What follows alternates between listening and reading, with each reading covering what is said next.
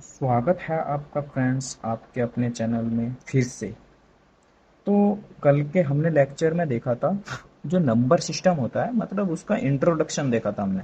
और कल हम पढ़ चुके थे संख्या, और जो संख्या कितने भागों में विभाजित है, कौन कौन सी है, कितने पार्ट है। तो हम एग्जाम्पल के साथ, मतलब इनके जो एग्जाम्पल है उनके साथ हम इनको पढ़ चुके हैं कल।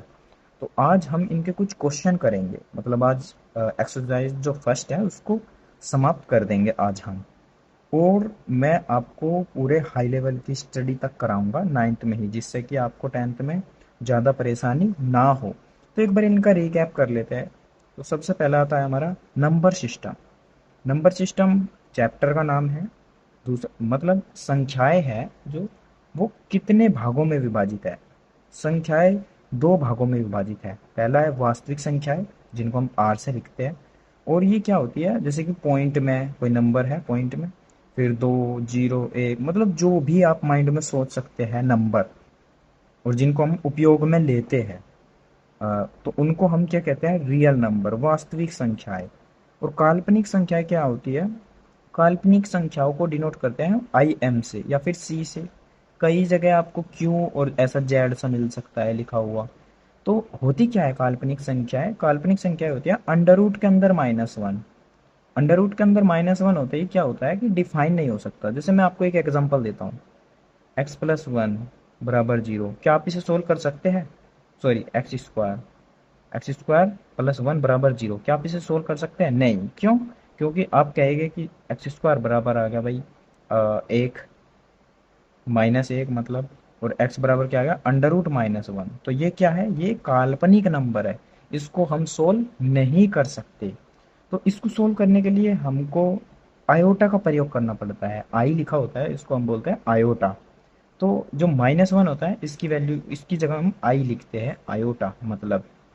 और इसको हम आगे और डिटेल से पढ़ेंगे टेंथ में, और फिर और ज़्यादा डिटेल में पढ़ेंगे हम इसको ट्वेल्थ में सबसे ज़्यादा।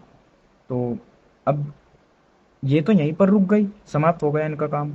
अब आगे वास्तविक संख्या है। क्या वास्तविक संख्याओं के कोई भाई है, भाईचारा? तो इसके दो भाई है।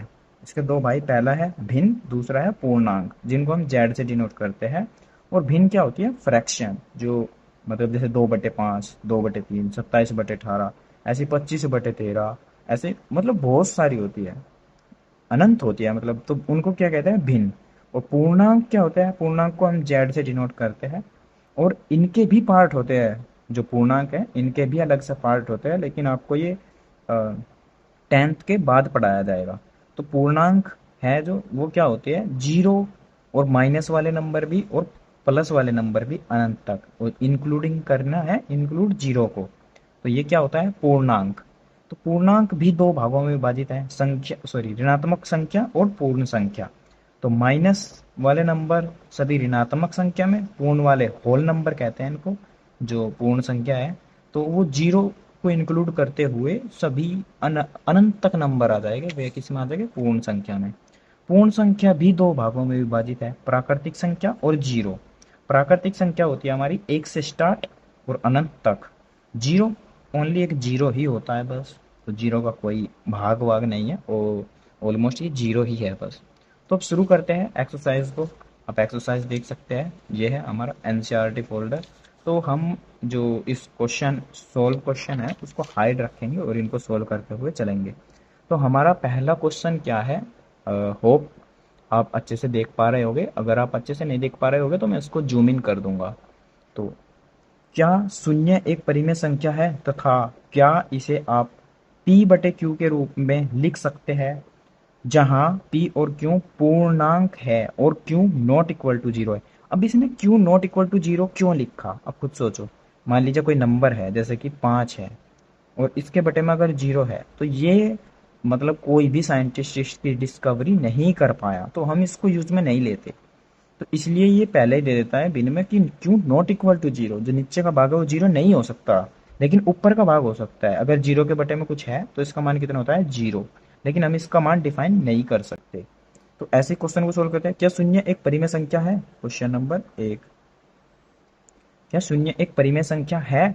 तो इसका मतलब क्या है, देखते हैं। शून्य लिखते हैं, शून्य क्या हम इसको पी बटे क्यू के रूप में लिख सकते हैं? परिमेय संख्या क्या होता है, मैंने पढ़ाया है परिमेय।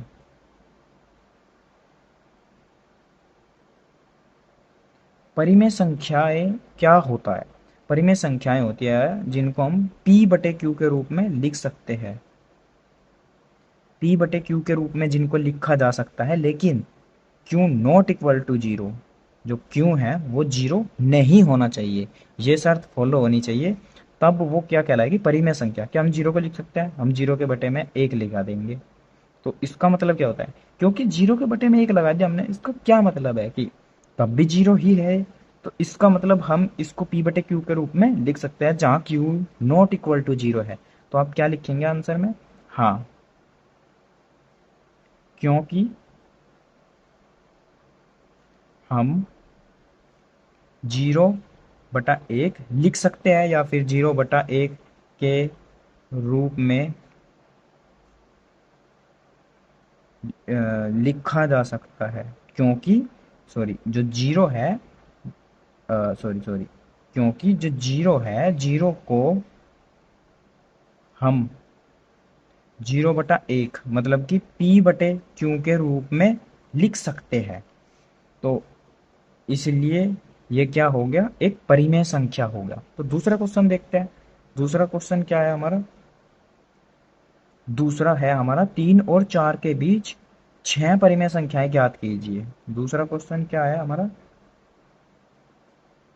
तीन और चार के बीच में छह परिमेय संख्याएं ज्ञात कीजिए। अब एक आसान सा तरीका बताता हूँ आपको, इनके बीच में परिमेय संख्याएं कैसे ज्ञात करते हैं। होती तो बहुत है, लेकिन इसने कहा छह।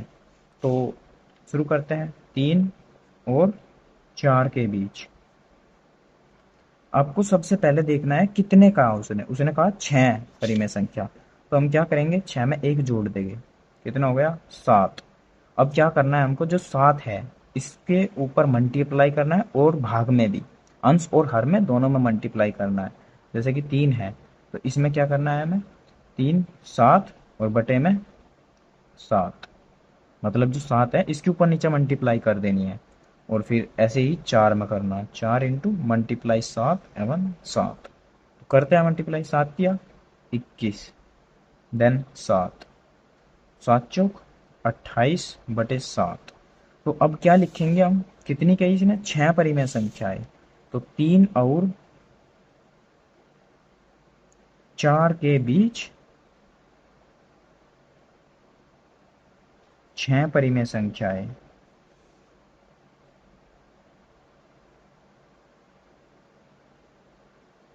इस प्रकार है।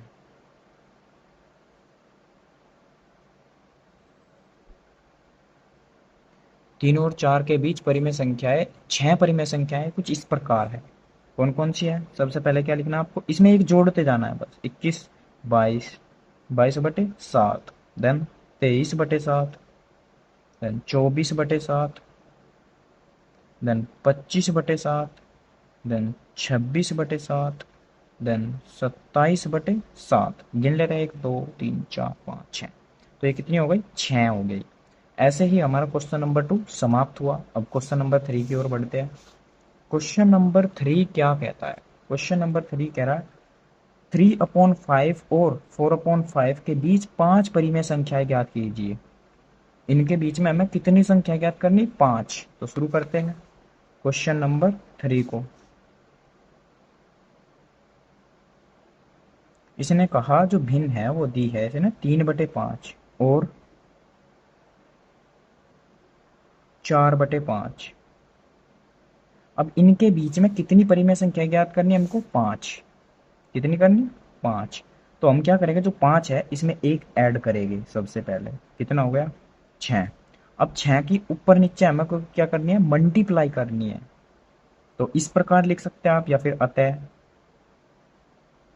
फिर 3/5, देन मल्टीप्लाई 6 देन ऐसे ही इसके भी लिख लेंगे 4/5 मल्टीप्लाई 6 देन सोल्व करेंगे।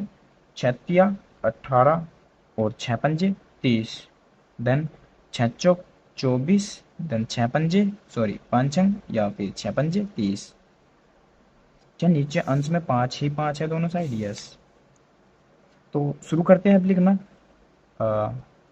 3/5 और 4/5 के बीच में 5 परिमेय संख्याएं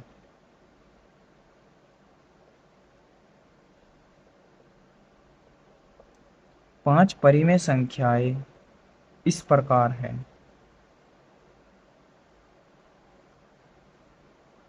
क्या करना है आपको? सबसे पहले इसको इसमें एक जोड़ा, मतलब कि 19/30।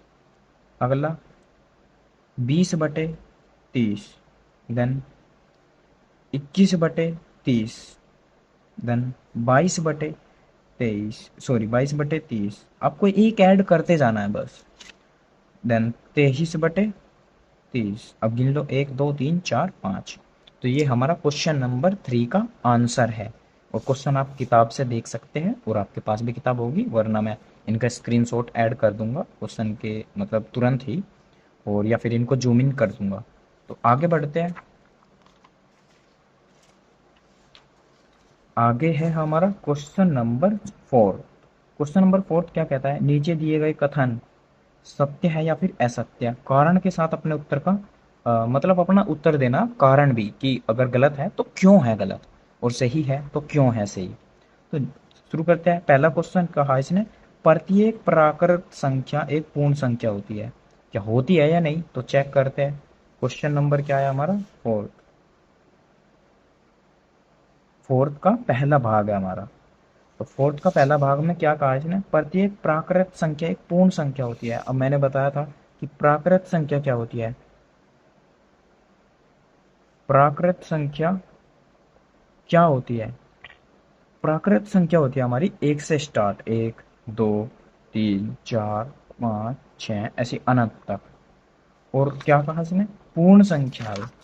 और पूर्ण संख्याएं कौन सी होती है? हमारी होल नंबर, पूर्ण संख्या, जिनको हम W से डिनोट करते हैं, और प्राकृतिक संख्या को नेचुरल से N से प्रदर्शित करते हैं, इंग्लिश में नेचुरल नंबर कहते हैं। और पूर्ण संख्या क्या होती है? 0 से स्टार्ट, 0 1 2 3 4 ऐसी, मतलब अनंत तक। तो इसने कहा क्या है? क्वेश्चन को ध्यान से पढ़ना। प्रत्येक प्राकृत संख्या, जो प्रत्येक प्राकृत संख्या है एक पूर्ण संख्या होती है। क्या ये इसमें है सारी? मतलब प्राकृतिक संख्या पूर्ण संख्या होती है। 1, जी हाँ। 2, जी हाँ। 3, जी हाँ। मतलब कि सारी है, लेकिन जीरो, जीरो नहीं है। तो इसके कारण जो उत्तर है हमारा वो क्या होगा? असत्य है। क्योंकि जीरो है, वो नहीं आई प्राकृतिक संख्या में, इसलिए हमारा उत्तर क्या हुआ? असत्य। देन उसके बाद आगे चलते हैं। सॉरी, थोड़ा सा हमने गलत तरीके से पढ़ लिया इसको। क्वेश्चन क्या था? प्रत्येक प्राकृत संख्या एक पूर्ण संख्या होती है।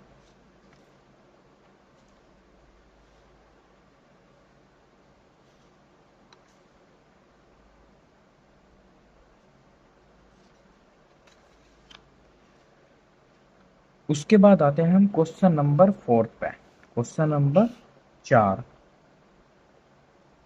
क्वेश्चन नंबर 4 का पहला भाग है। पहला भाग क्या कहता है हमारा? प्रत्येक प्राकृत संख्या एक पूर्ण संख्या होती है। मतलब क्या है? मैंने बताया था प्राकृत संख्या क्या होती है।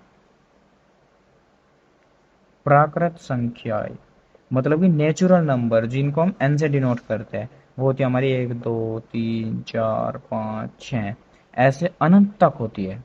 लेकिन जो होल नंबर होती है, मतलब कि पूर्ण संख्याएं, पूर्ण संख्याएं,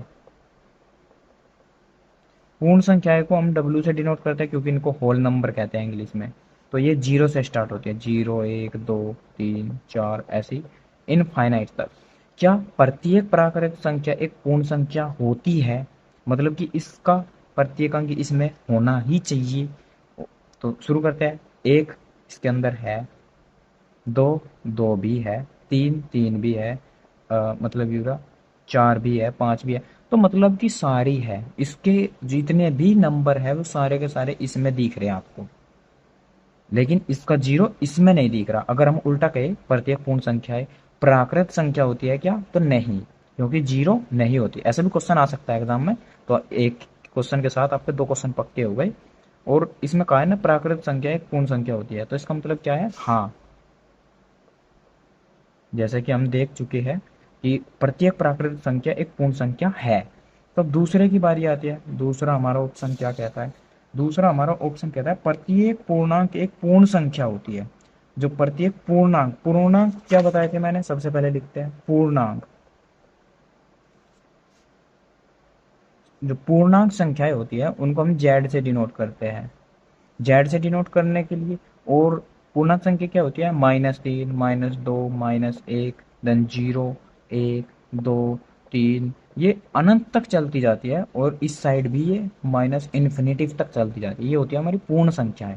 और दूसरा क्या कहा है, एक पूर्ण संख्या होती है, एक पूर्ण संख्या।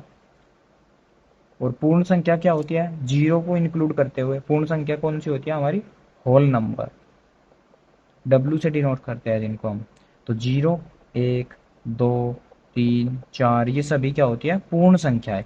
तो इसने कहा क्या है, इसने देखते हैं, इसने कहा कि प्रत्येक पूर्ण संख्या, सॉरी, प्रत्येक पूर्णांक संख्या एक पूर्ण संख्या होती है। क्या प्रत्येक पूर्णांक संख्या पूर्ण संख्या होती है, ये वाली नंबर है। लेकिन -1, -2, -3, -4 ये कहाँ है, ये तो इसमें नहीं है ना। तो इसके कारण आंसर क्या हुआ, असत्य। आंसर क्या हुआ इसका, असत्य। अगर इसको उल्टा पूछ लिया जाए, एक क्वेश्चन के साथ दो क्वेश्चन पक्के हो रहे हैं आपके, देखते हैं तो उल्टा क्या कह सकता है वो, प्रत्येक पूर्ण संख्या एक पूर्णांक संख्या होती है। तो इसका मतलब होगा हाँ, क्यों, क्योंकि प्रत्येक पूर्ण संख्या मतलब कि जो ये नंबर है, ये प्रत्येक नंबर इसके अंदर आ रहे, आप देख सकते हैं यहाँ से बाद में सारे नंबर इसके अंदर है। तो ये हाँ होगा अगर ये रिवर्स डायरेक्शन में है, पूछ रहा है। अगला आया हमारा तीसरा ऑप्शन। तीसरा ऑप्शन क्या कहता है, प्रत्येक परिमेय संख्या एक पूर्ण संख्या होती है। प्रत्येक परिमेय संख्या, परिमेय संख्याएं कौन सी होती है, प्रत्येक परिमेय संख्याएं,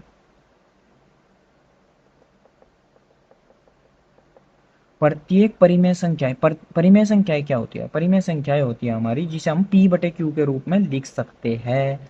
और सारे के सारे उसमें क्या आते हैं, नंबर आते हैं, जैसे 1, 2, 3, 4 और 2/3 और 5/3, ऐसे मतलब सब नंबर आते हैं। तो परिमेय संख्याएं कहलाती है ये। और इंक्लूडिंग करते हैं हम इसमें, इंक्लूड जीरो को भी। तो आगे क्या कहा इसने, प्रत्येक परिमेय संख्या एक पूर्ण संख्या होती है। प्रत्येक परिमेय संख्या एक पूर्ण संख्या होती है। तो पूर्ण संख्याएं कौन सी होती है, पूर्ण संख्याएं होती है हमारी होल नंबर, 0, 1, 2, 3, मतलब ये सभी।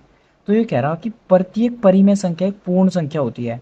लेकिन हम देख पा रहे हैं ये वाली तो है, हो तो सकती है, लेकिन 2/3, 5/3 और जो आगे की ओर भी आवेगी वो कहाँ है इसमें, वो तो नहीं है ना।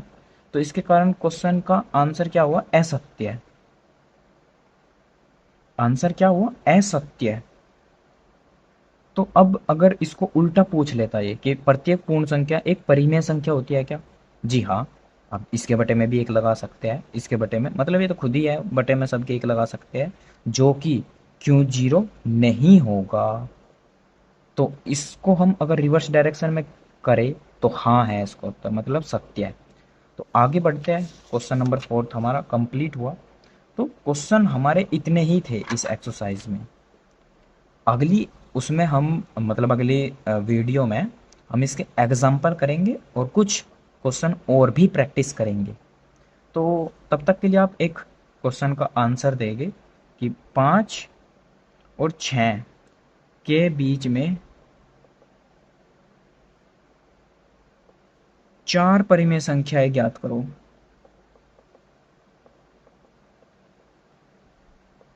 ज्ञात करो। ये एक क्वेश्चन है, ये आपको सोल्व करना है, होमवर्क है। और एक और क्वेश्चन है, एक क्वेश्चन क्या है कि वास्तविक संख्याएं क्या होती है।